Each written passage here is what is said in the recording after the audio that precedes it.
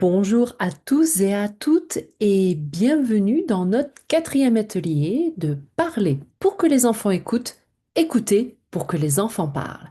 Je suis Sandra Sanfara et je suis consultante en petite enfance, enfance et famille et je vous accompagne tout au long de cette série de 6 ateliers virtuels et 2 ateliers en personne.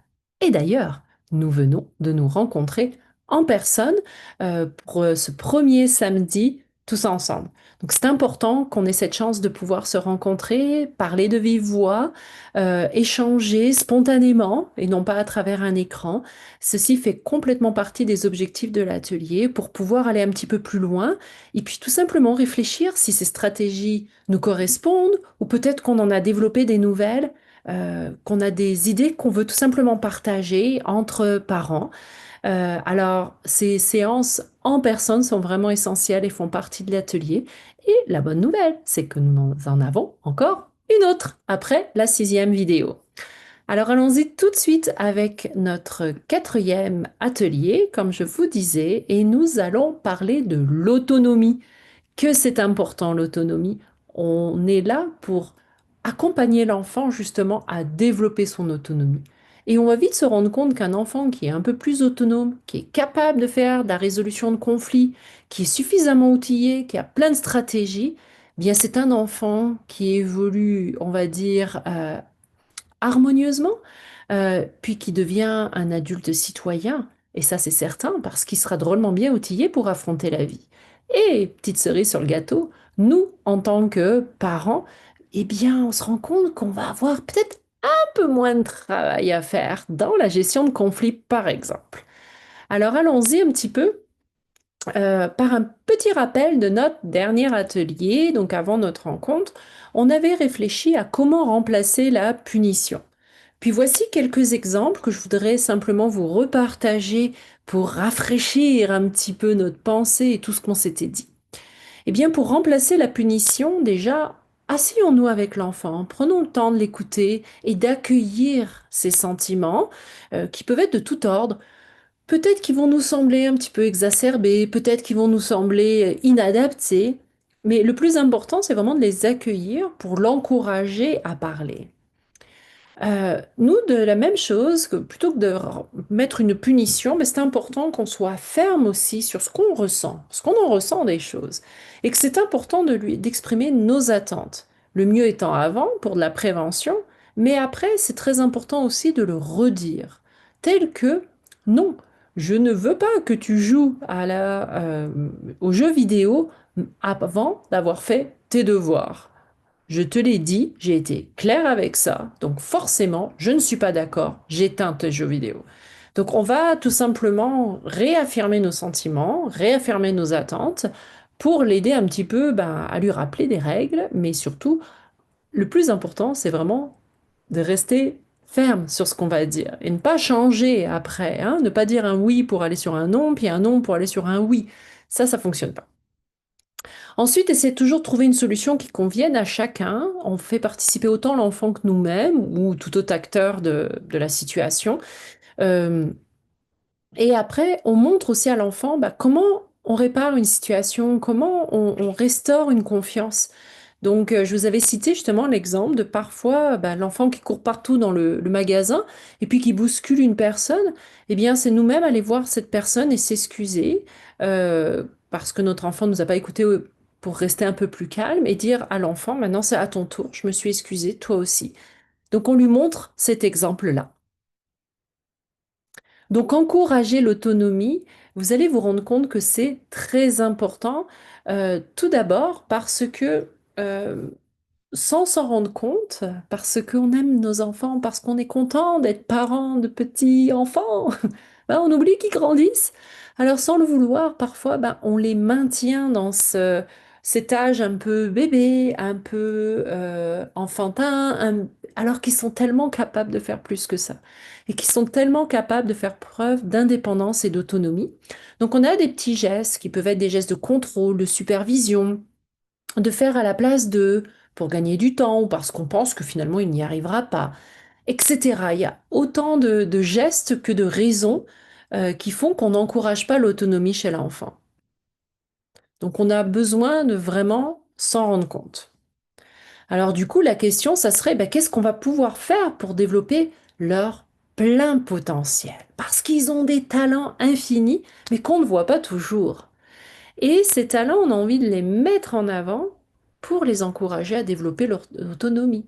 Donc on va parler de responsabilité et de responsabilisation ou de racines et des ailes. Partir véritablement des racines qui vont dans la terre et qui permettent d'avoir des fondations solides avec des ailes qui vont l'amener à prendre leur envol tout simplement. Alors, comment on va pouvoir aussi diminuer ces sentiments de dépendance envers nous pour que l'enfant puisse se détacher petit à petit?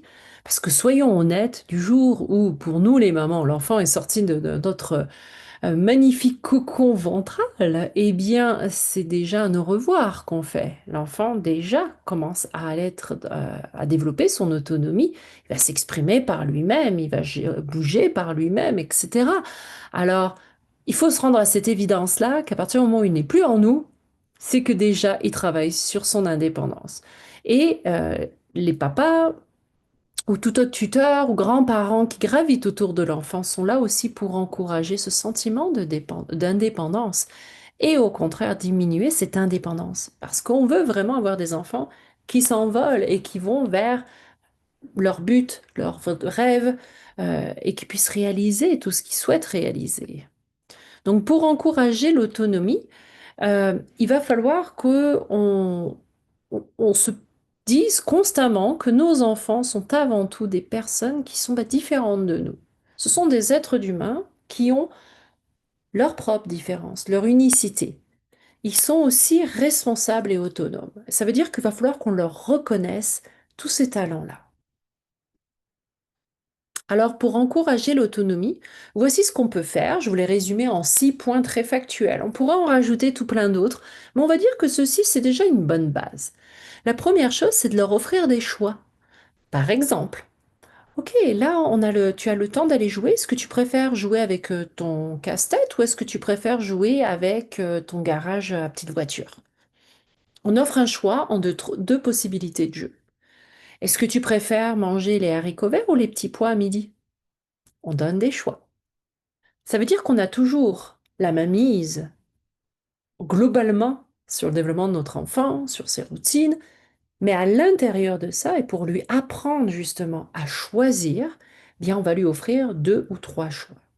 C'est quelque chose de très important qu'on note, c'est qu'il y a beaucoup d'enfants, lorsque les choix ne leur ont pas été faits en petite enfance et en enfance, ils grandissent, et ils peuvent, je dis bien ils peuvent, ça reste hypothétique, devenir des personnes indécises dans le futur. Des personnes qui ne sauront jamais si finalement, est-ce qu'ils préfèrent acheter une voiture rouge ou une voiture noire? Vous me direz, c'est pas fondamental, mais c'est néanmoins important de prendre des décisions justement à l'âge adulte. Donc offrir des choix à la petite enfance, très rapidement, je dirais dès 12-18 mois, c'est tout à fait possible. Et du coup, ça permet vraiment à l'enfant, lui, de se rendre responsable de certaines choses qui concernent sa vie, son développement. Ensuite, montrez à l'enfant que vous respectez ses efforts. C'est-à-dire que quand on voit qu'il essaye, par exemple, de ranger sa chambre, mais que c'est un petit peu tout croche ce qu'il est en train de faire, c'est pas grave. Il essaye. Il va prendre la panière, il va mettre les choses qui n'étaient pas censées être dans cette panière, mais il les range. Il range d'autres choses dedans. On reconnaît son effort. On peut lui montrer quelle était la bonne panière. Mais on reconnaît que, waouh, tu m'impressionnes comme tu as fait ça vite. Ça, c'est important. Toujours sur des faits aussi, hein. N'oubliez pas qu'on complimente l'enfant sur des faits. Posez pas trop de questions. Quand votre enfant rentre de l'école, demandez-lui comment il va, comment s'est passée sa journée. S'il vous en dit pas plus, c'est OK. Essayez de trouver peut-être l'information autrement, si c'est vraiment vital pour vous, ou sinon, laissez aller.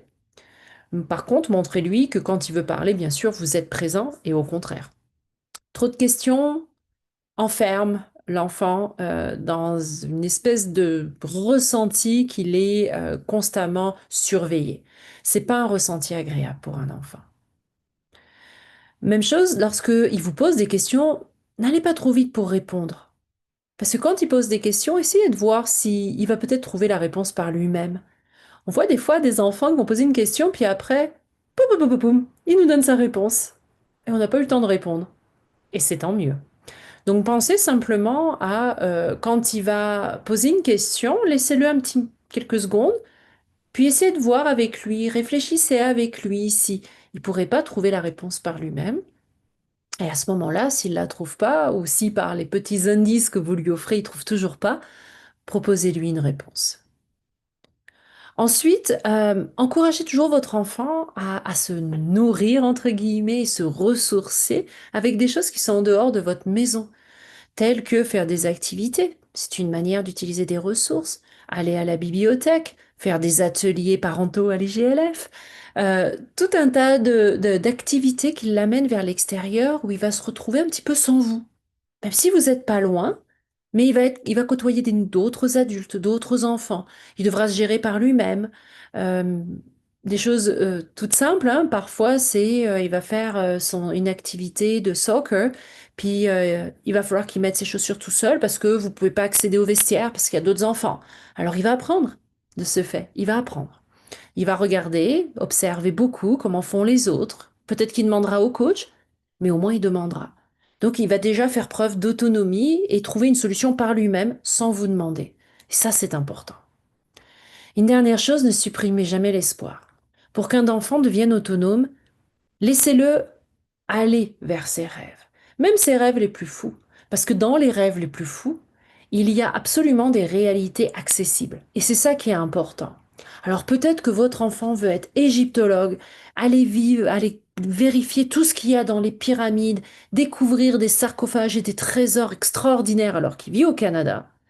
Mais vous savez pas de quoi son avenir est fait. Et effectivement, peut-être qu'il va suivre une université et où il y a le cursus d'archéologie, se spécialiser en égyptologie et se retrouver à finalement faire des fouilles archéologiques en Égypte. Ne supprimez pas l'espoir, expliquez-lui comment atteindre ses buts. Et si ces buts sont très éloignés, voyez comment on peut s'y rapprocher. Ça va l'aider, lui, à développer de la motivation et à trouver des trésors d'autonomie pour pouvoir les atteindre. Ça vaut le coup.